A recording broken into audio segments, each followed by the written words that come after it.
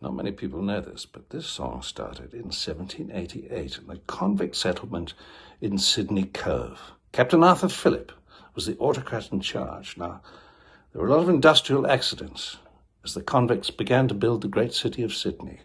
Sydney was built of a beautiful golden stone, but many convicts died in the process of its construction.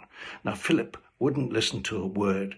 You couldn't give him a written petition, but if you sang him a song, he might just take on board what was being said. Wise men say only fools rush in, but we can't help falling in deep, dark quarries. You can tell it's Australian, the song, because it is a reference to the once great Murray River.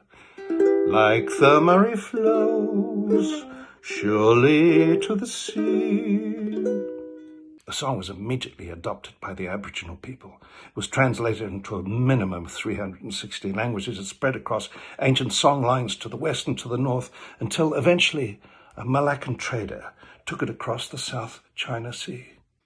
Sadly, the trader was waylaid and murdered by Barbary pirates, and the song was set adrift and landed on a beach in Sulawesi and lay under a coconut tree for 150 years until the Second World War. And then, almost miraculously, a Marine about whom we know almost nothing, John Frum, rediscovered the song under the tree, and it soon spread rapidly around the world, finding immediate popularity wherever it went. In the now almost forgotten country of East Korea, the dictator of the time, Kim Chi-bung, used to make all his people march and sing to this very song every morning.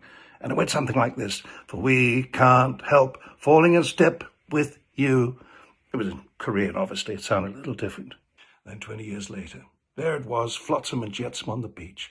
Elvis Presley came out of the surf with his board under his arm and saw the song on the sand. And here's the genius of Presley.